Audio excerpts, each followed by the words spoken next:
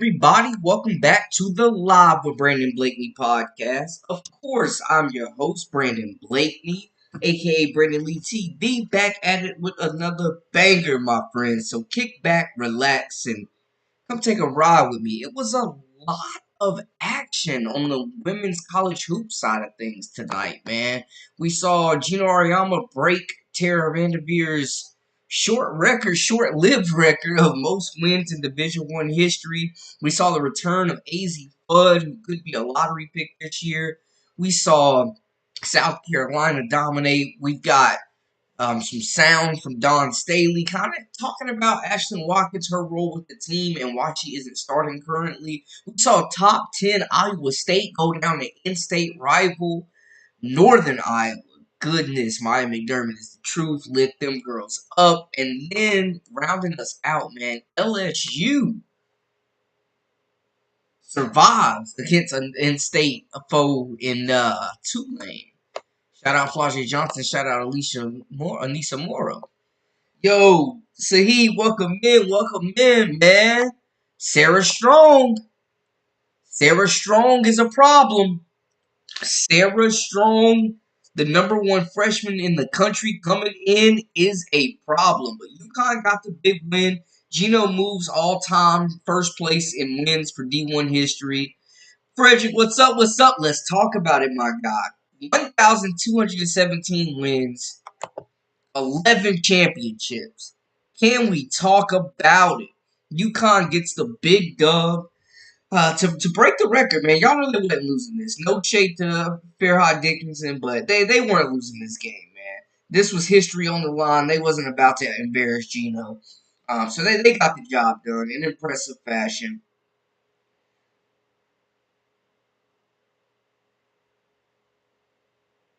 And I want to know from y'all, where now is Geno considered the GOAT now of the sport as a college coach? Is he considered the GOAT now? So UConn picks up the win 85-41, pretty much dominating every aspect of the game.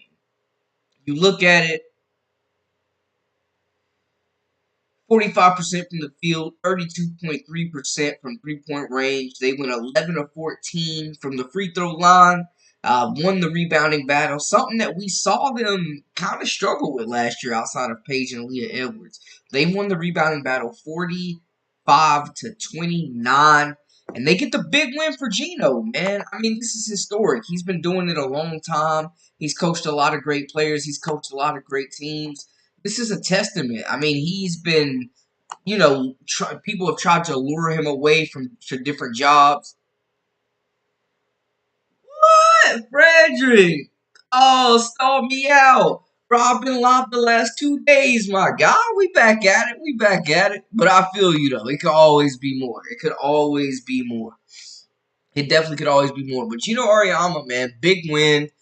Breaks history just less than a year after Tara Vanderveer at Stanford did. He's been a pillar of this game. He's been tried to franchises, teams, pro sports, other colleges. Like, people have tried to lure Geno away. He's built this program from the ground up. And they have been the standard for a while until Don Staley and the gang got on scene. South Carolina got on the scene.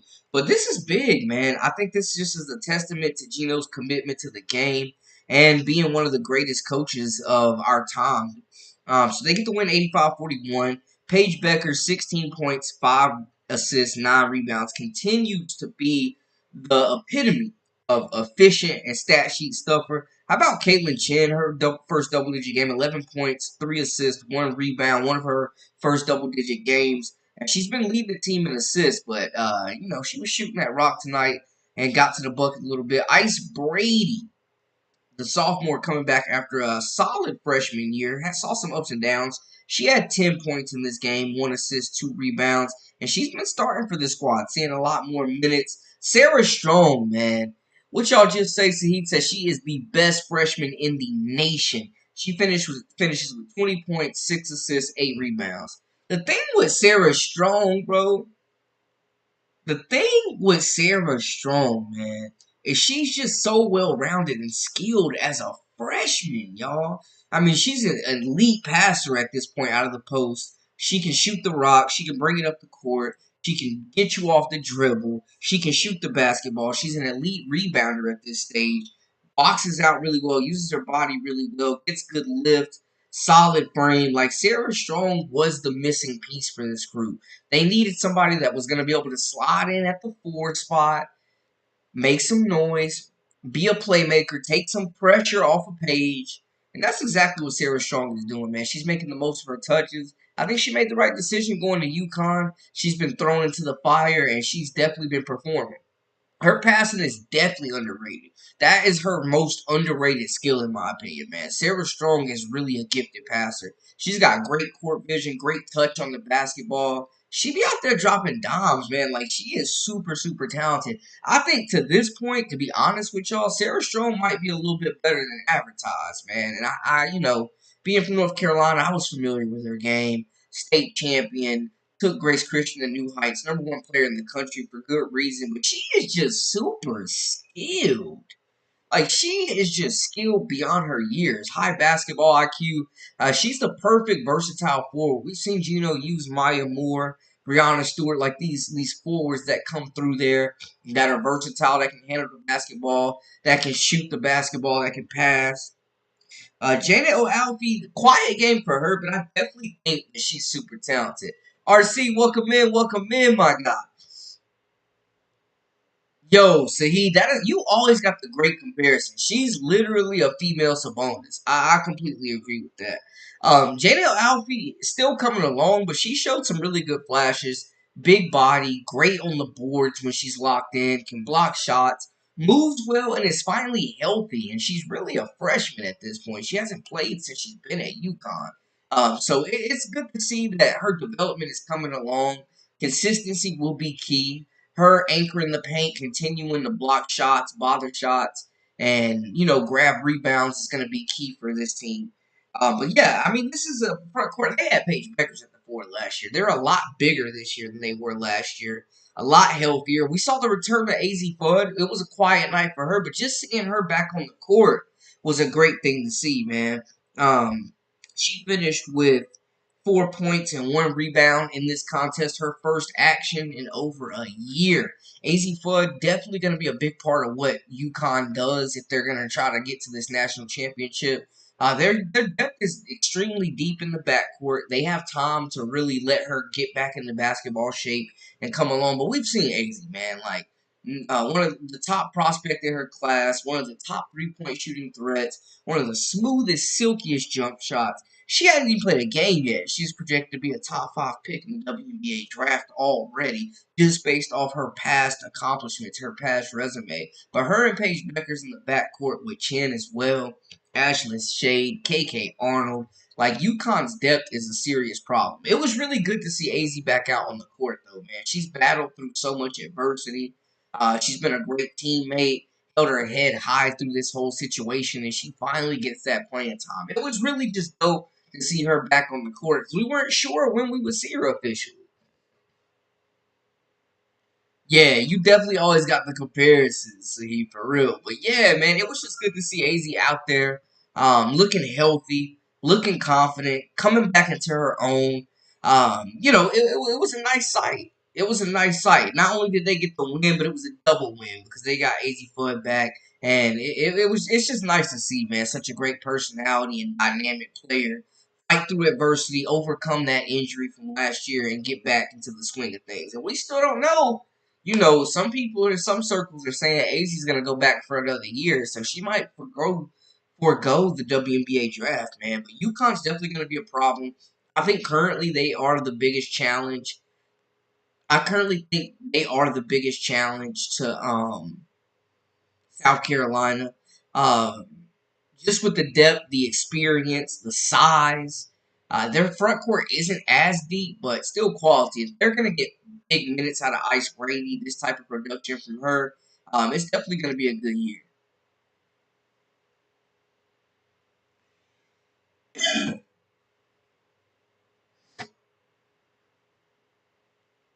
I seen a fake article and video today, Brandon, that said Iowa got a commitment for #1 recruit Sarah Strong. Like the troll, man.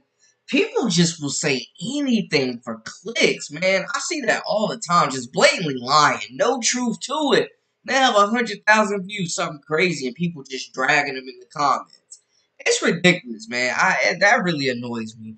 That really annoys me. I can't respect creators like that. Is Geno the GOAT? What do y'all think? He's got the resume.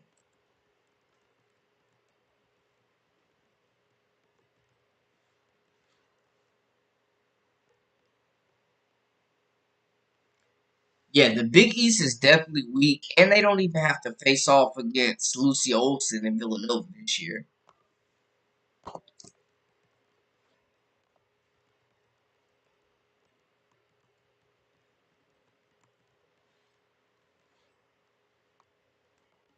They don't even have to face off against Villanova this year. Lucy, well, they do, but Lucy Olson not on the team. But yeah, man, poll for the people, poll for the people. Y'all let me know how y'all feeling about Geno Auriemma breaking that all-time wins record. Man, people still saying he ain't won a chip since Don Staley came to town, though. I'm just saying, no shade. Um, yeah, looking at some of the other games, man. We know South Carolina took care of business against Clemson, their in-state rival. Looking at it, it was a very slow start. It's been like kind of been a theme for South Carolina the last couple of games. These slow starts, man. But looking at it, um, Ashlynn Watkins had one of pretty much her best game of the season, her first double double of the season. So it's good to see her getting back into form, getting acclimated with this offense. She missed 2 months. She missed 2 months. Now she's not in the starting lineup like we thought she would be. Not yet, and it's still early, and that could change. But Coach Don Staley kind of spoke on that.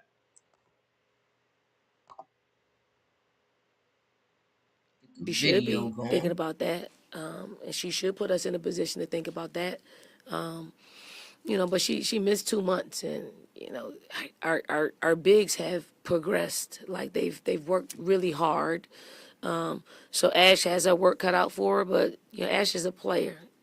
Any play. Asia Wilson came off the bench her freshman year and still got every award that she's supposed to get. And I'm not saying Ash is going to be stuck in that situation, but she's one of our most experienced players starting.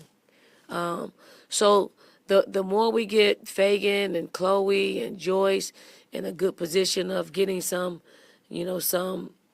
some mileage,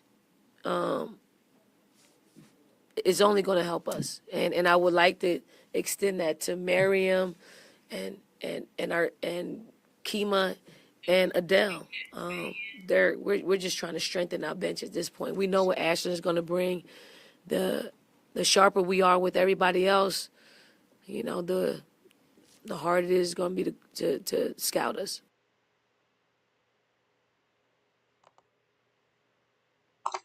Absolutely agree. Some great insight there from Coach Don Staley. Ashlyn Watkins is a player that has the potential to be a top WNBA draft pick whenever she declares. We know what she's bringing, the defensive ability, one of the best shot blockers, one of the best athletes in the country. Offense still coming along, but she's playing with confidence now. She's just a dog out there, man. She was a big reason why they won the championship, a big reason why they remained undefeated when Camila Cardoso left for Brazil to go play with her international team. Um, Ashlyn Watkins is a potential just game wrecker with her shot blocking ability as well. But looking at it, man,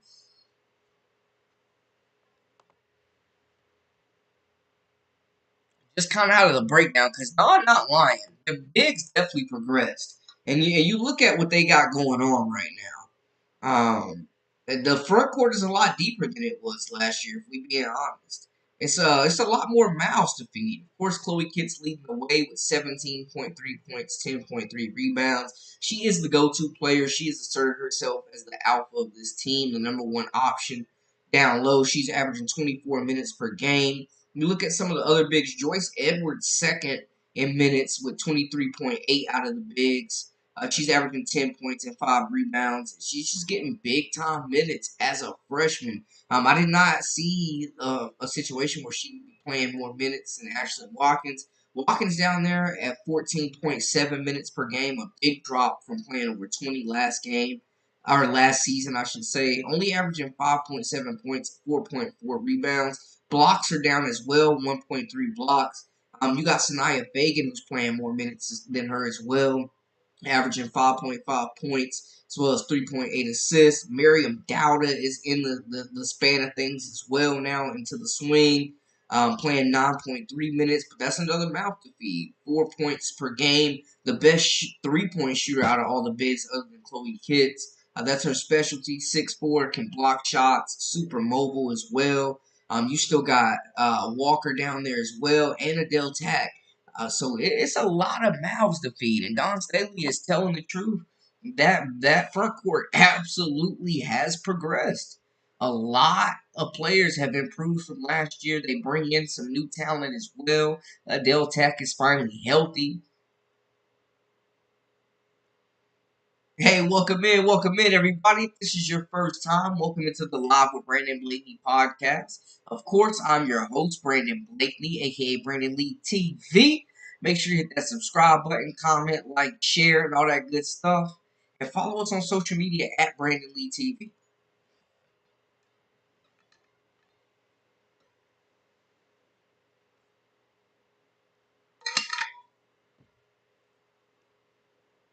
But yeah, good tidbit.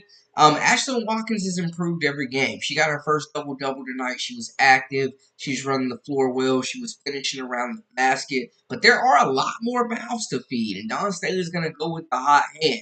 She did make the comparison that Asia Wilson was still one of the most impactful players on the team her freshman year, and did come off the bench. So that's gonna be something to monitor. Will Ashlynn Watkins enter the start lineup before season's end? I honestly, man, it really feels like they're still figuring out their rotations. They're still figuring out the best five and who plays the best with who. So that's definitely going to be something to continue to monitor, in my opinion. But Ashlyn Watkins, we're getting the update. Don Staley keeping it real while she's not in the starting lineup. We know she missed 2 months, and to be honest, man, they're just happy to see her back on the court. You can tell. But 2 months off, it's okay to be rusty. It's okay not to be in the best basketball shape. He will come along. Swatkins is the real deal. We know what she's bringing to the table as a player. But right now, a lot more mouths to feed, a lot more playing time. Joyce Edwards and Chloe Kitts playing really good basketball right now in that front court, undefeated, and you don't need to fix something that isn't broken.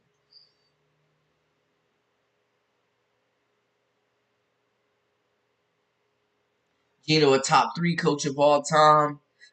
Be the unrivaled roster selection rollout earlier today was a hard disappointment for me because it was giving cluttered office presentation for me. I expected the roster announcement one by one. Yeah, like they just rushed through it, threw it at us, and ran. Daniel, welcome in, my guy.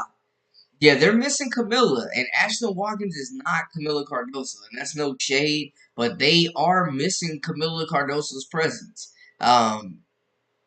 They don't really have anybody that's commanding a double team right now. Joyce Edwards is definitely a player that can get to that level. Chloe Kitts more finesse to her game, but there's not a dominant, big physical post player. I think they thought Sanaya Fagan would take more of that role, and she just hasn't, done a whole lot with the added minutes.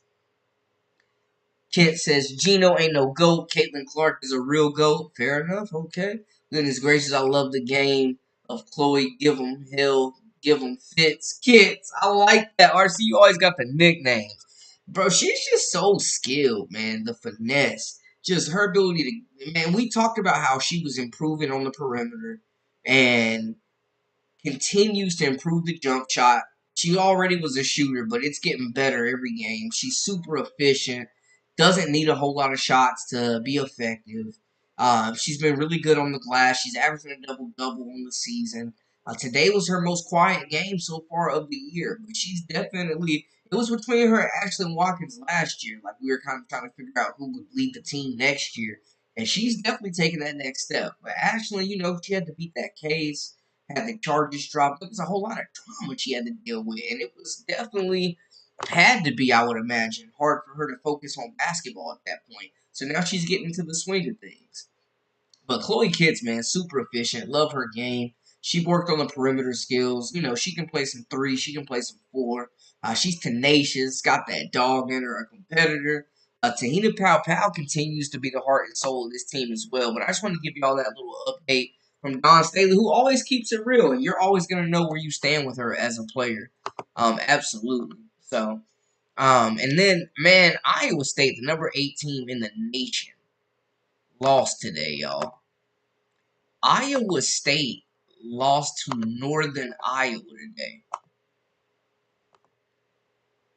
Iowa State lost to Northern Iowa today. We see our first biggest upset of the entire season. We see our biggest upset on the entire season so far. Northern Iowa takes down Iowa State, who is going to be an opponent of South Carolina in the coming weeks. We saw a top 10 team lose tonight, y'all. Iowa State goes down to Northern Iowa. Audie Crooks and Addie Brown got held in check. The two sensational sophomores coming back for this group that are supposed to lead this team now, I got to give them a little grace. They are the youngest team in the entire Big 12. But they just went out there and laid an egg and got their doors blown off by Northern Iowa, y'all. Looking at it, the final was 87-75. Northern Iowa was in control of this game the entire contest. They shot 49.2% from the field and an impressive 48% from three. They was draining everything from three. They went 12 of 25. They were more aggressive in the paint, got to the free throw line. They did lose the rebounding battle and the assist battle. Blocks, they were tied at 4, but they got 9 steals. They forced 14 turnovers. I told y'all, man, these big-time teams, these Power 5 teams, when they're playing these smaller teams and they're turning the ball over and being sloppy, you're going to get beat at some point. Talent is just not enough to overcome everything. 14 turnovers cost them, 18 fouls cost them as well. Yeah, this was a big loss, man. This is crazy. This is our first big upset that we've seen from the standpoint. This is our first big upset that we've seen.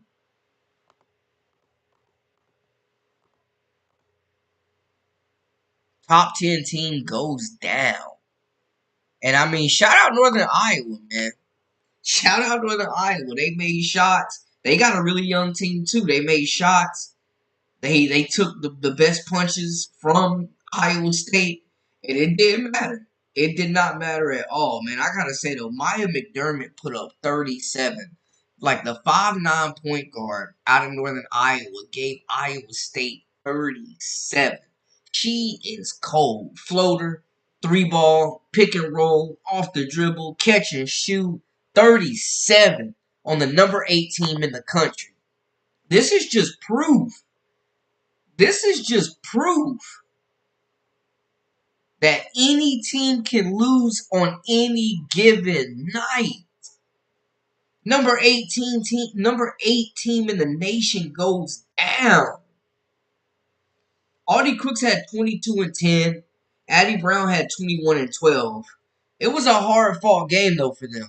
Audie Crooks missed a lot of bunnies. She missed a lot of layups. Addie Brown was cold for most of the game as well. They got going later in the second half, but, I mean, blow for blow, shot for shot, they had no answer for Maya Hammond, man. I still think that Iowa State has a really good basketball team. I think they're going to still compete for a Big 12 title. I think that they have a chance to go to the Sweet 16 and beyond. A lot of pressure on that starting 5 with Ryan and Hare, 13 points, 14 points for Hare, shooting the basketball, made a couple of threes late, as well as Harris made some threes late to try to claw back into this game, but it was a little too late. Now, Audie Crooks has continued to transform her body, but yet she's got to shed some more to be in prime condition. Because, I mean, when they ran that full court press at the end of the game, man, they couldn't have her on the court because she couldn't keep up. She's too good not to be able to be used in every situation. She's super talented. I want to see her add a jumper, too, man, because they were daring her to shoot the 3-ball. That's going to be the next aspect of her game, her being able to shoot the 3-ball. They need her to be more efficient. She was missing layups. They had nobody to body up with Crooks down there down the paint. They could have done a better job of getting her more touches as well. But they straight up got outplayed. They straight up got outplayed. They straight up got outplayed. They did not look like the number 8 team in the nation at all. Audrey Crooks is one of the best players in the country. She had her work cut out for her tonight against a much smaller front court. I will say, Northern Iowa has a they had a lot of freshmen and sophomores contributing, but they got some 6-year seniors. You see the veteran presence out there, but it's like, who's the best team in Iowa? RC, who is the best team in Iowa right now? Northern Iowa with the biggest win in their program history. We see the number 18 in the nation get knocked off. Iowa State has some high aspirations. Audie Crook definitely could, she needs to continue working on her body, continue to work on her stamina, continue to work just on her mobility. And the more that improves, the more elite and the more unguardable she will be. But they brought the double teams. I think the length for Iowa State, or the length for Northern Iowa, bothered her. They were aggressive with her. They bodied up. They had their guards, Maya Hammond especially, was just attacking Crooks in the paint. They were taking it right to her body. She got in some foul trouble. They did not guard the 3-point line well at all. Northern Iowa was killing them from the 3-point range. They were doing a great job of sharing the basketball. They looked absolutely like the better team tonight, hands down. And when you lose the turnover battle and you're lacking with the assists, it's a recipe for upset, man. Where you're not playing with that energy, that intensity that you need to. When you're coming in and giving a lackadaisical effort, you can be beat. Northern Iowa just showed us. Biggest upset of the season so far in the young season. They just showed us, though. Anybody can be beat on any given night. And the crazy part is, Northern Iowa didn't even have their best player. They didn't even have their leading scorer out there, man. They didn't even have their best player playing. And still dominated. This was no fluke. Dominated Iowa State. This wasn't on like some lucky last minute shot. They completely dominated this game for 4 quarters. And it just shows you that anybody can lose on any given night. Speaking of being able to lose on any given night, man, LSU, people will continue to say they're playing this cupcake schedule. They've been tested the last 2 games. But I'm telling y'all right now, man, Tulane almost beat them tonight. Tulane almost beat LSU. They survived. LSU survived tonight. They had a big lead and gave up a 12-0 scoring run.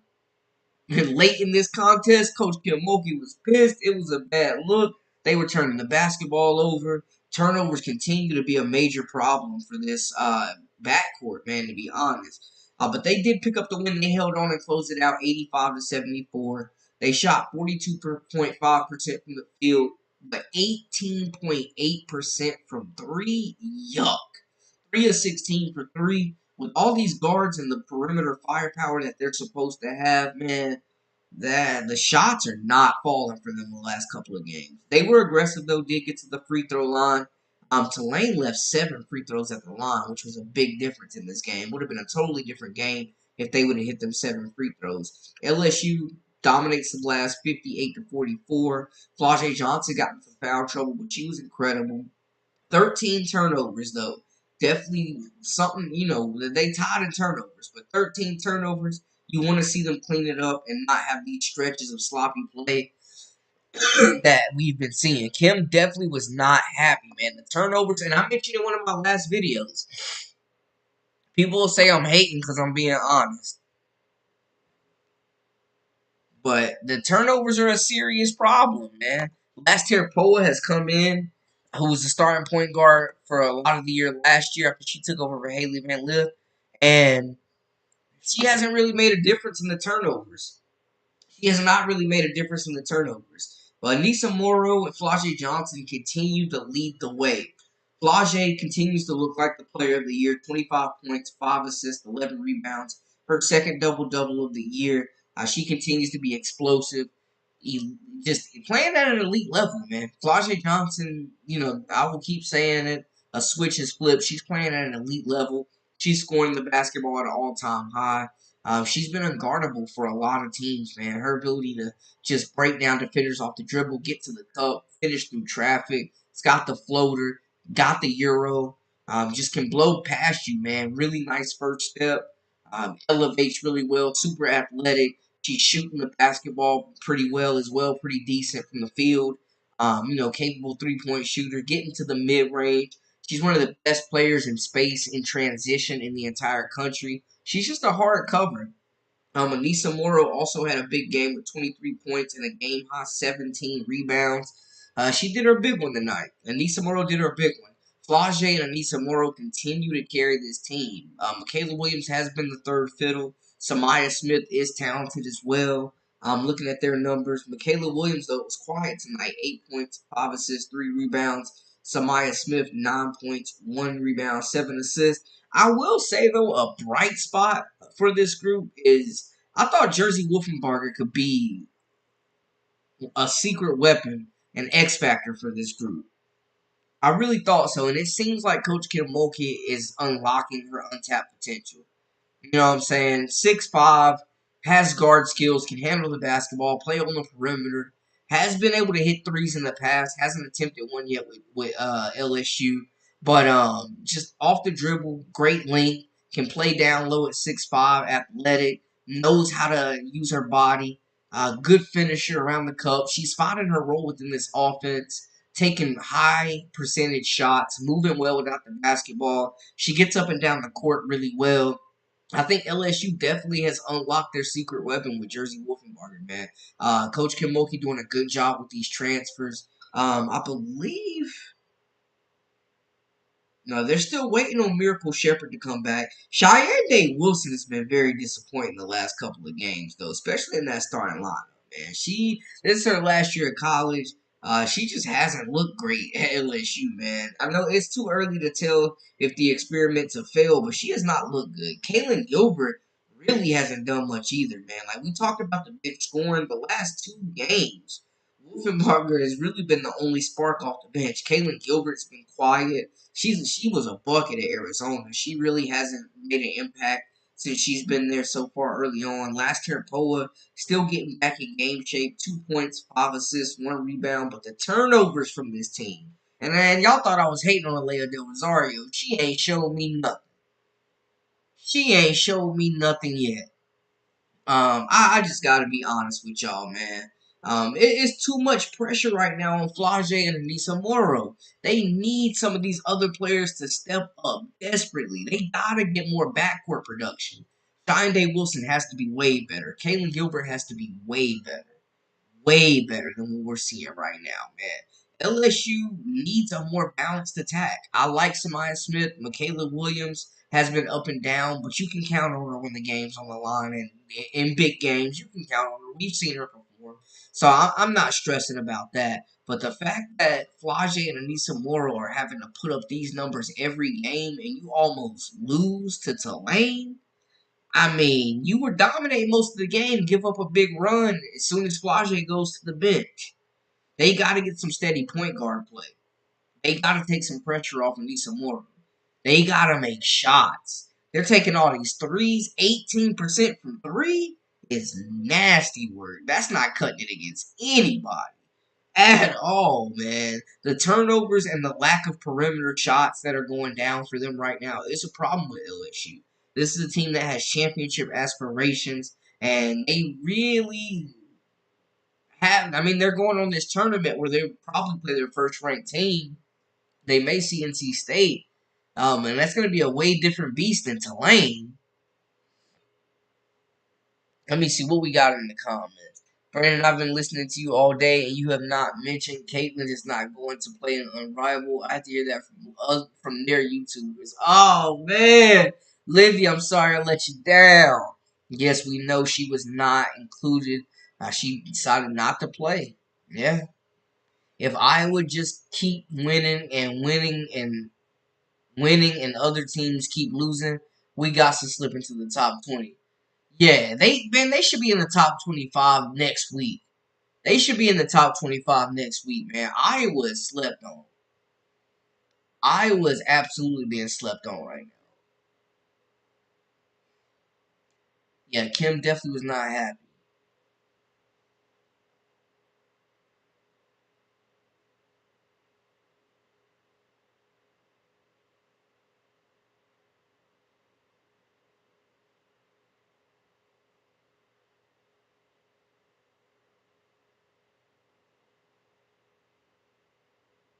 Hey, Lindy, all love, all love. You already know. Thank you so much for continuing to support me. I appreciate it. Now we gotta get a. We'll do a live on Unrivaled because I really man, it's so much college games that have been on today. So many mega matchups. Let me get locked in for Unrivaled. We'll do an Unrivaled tomorrow, and I'll definitely get y'all updated on some Caitlin Clark news. Definitely. It was so many great college games on the night, man. I had to lock in on the college hoops, but I got y'all. I did drop, we went live talking about the Seattle Storm situation last night, so that's up. Drop some more content about the WNBA, but I got y'all on some Caitlin Clark updates.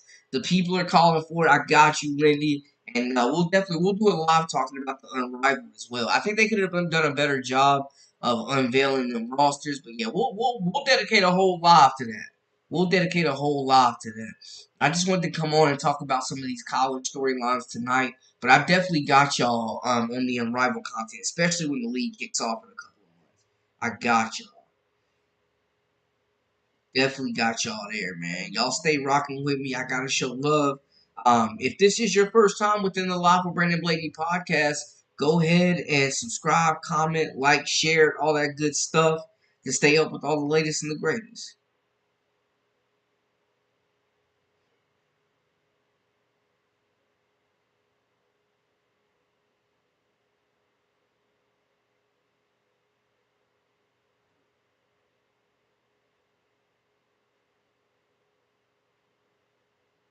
Let me pull up the rosters right quick.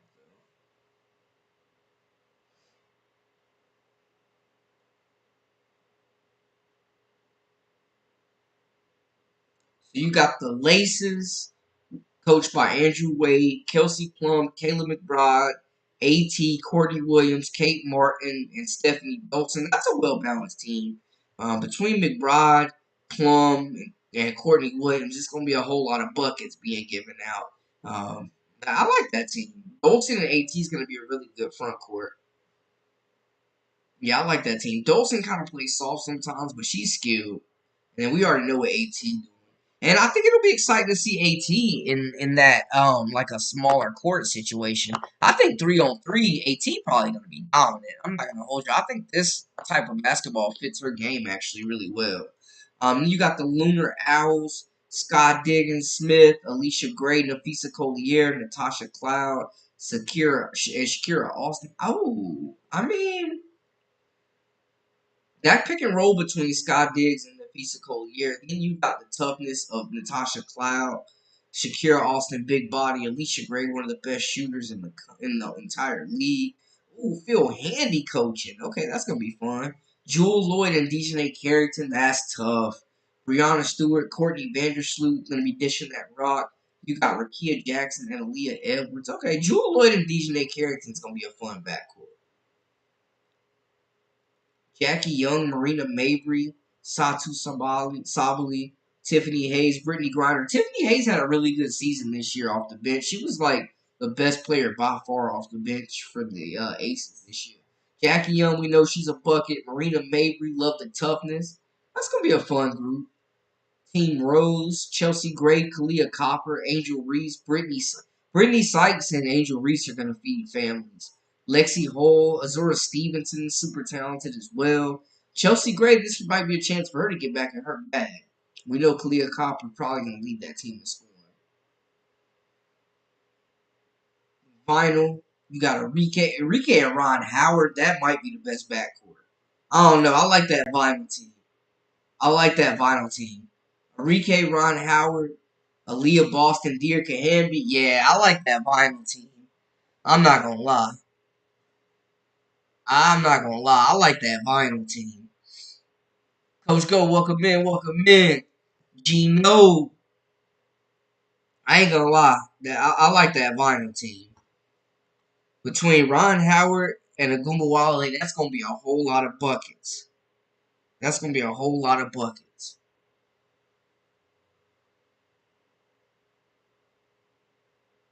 Yeah, she definitely is.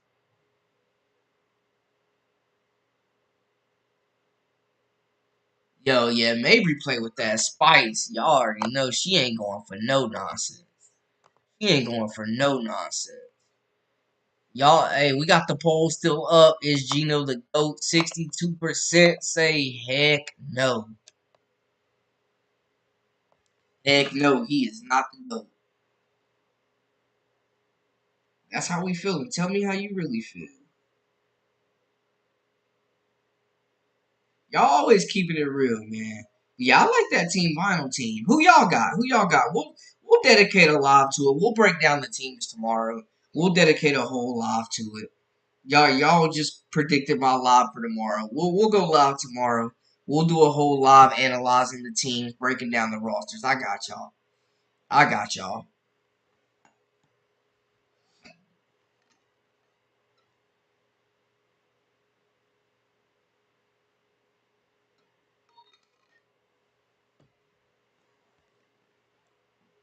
Geno has definitely rubbed some feathers wrong in his career, and he's rubbed a lot of the Clarkies wrong too. The 1v1 and Unrivaled. Yeah.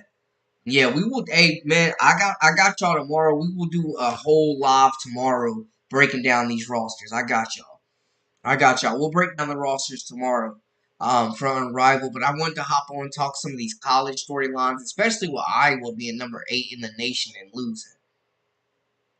Yeah, yeah, yeah. I think TCU is the real deal. The Prince, the big that they got down there is the absolute truth. I think she should be a top 10 pick. Sidonia is the real deal. She can stretch the floor. She's out there blocking shots, getting rebounds. Haley Van Lith with the double double the other night. Oh man, she's dishing that rock.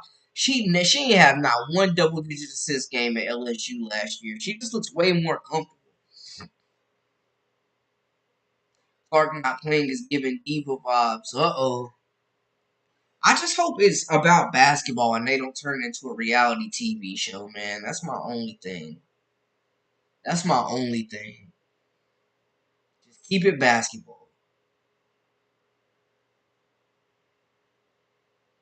But yeah, we will go ahead and break down the entire rosters for tomorrow, man. It'll be a good show. Y'all show so much love, man. I gotta keep coming with the heat for y'all for sure.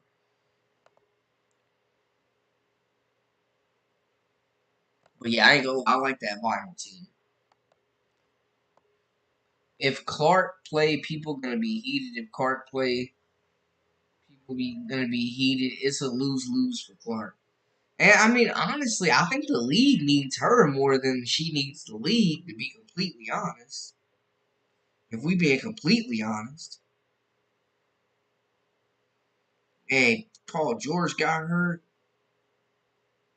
Paul George with the bone bruise in his knee. Sheesh. Yeah, TCU, man, that was a big win they got against NC State. That was a statement win. Second year head coach, a lot of new faces on that team. And hey, man, they're performing. They are absolutely performing. Big game, big breakthrough for Haley Van Lith. I think TCU is just getting started. Y'all remember they were undefeated and ranked last year for a lot of the year, and then they had all those injuries, man, and it got so bad to even field a team. They had to have open tryouts and sign some people off the volleyball squad. I think they will definitely compete with Iowa State for a Big 12 championship.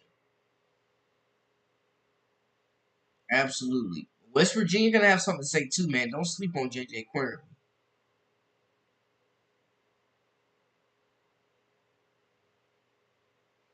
Yeah, I like TCU. I like TCU.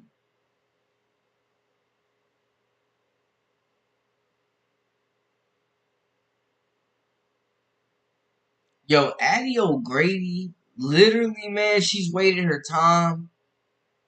She showed some flashes in the past. Hey, she ready to go. She is ready to go. She looking like Monica Ziano 2.0. She is ready to go out there. Absolutely. Absolutely. Iowa, man, Lucy Olsen's out there chucking, but she's doing everything she needs to do for them to continue to win. Cave shooting that rock as well. That's true. There are a lot of people that don't like Caitlin Clark.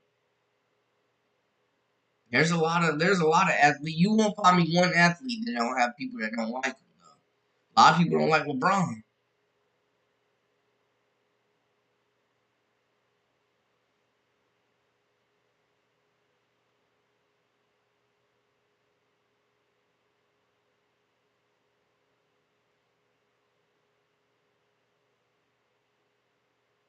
Oh, we was talking about Iowa, coach. Go Iowa. But yeah, Iowa State definitely just lost to Northern Iowa. Yeah, we talked about that definitely. Guys, I appreciate y'all joining me for the live tonight. Y'all continue to be the best chat on the planet. Thank y'all so much for the support. We are building this thing brick by brick. None of this is possible without you guys, man. Much love, much respect. I will be back live tomorrow. We will talk everything Unrivaled. Y'all let me know how y'all feel in the comments. Holler at me, talk to me. That is a wrap for us. Make sure you hit that subscribe button, comment, like, share, all that good stuff. Until tomorrow, y'all, we out.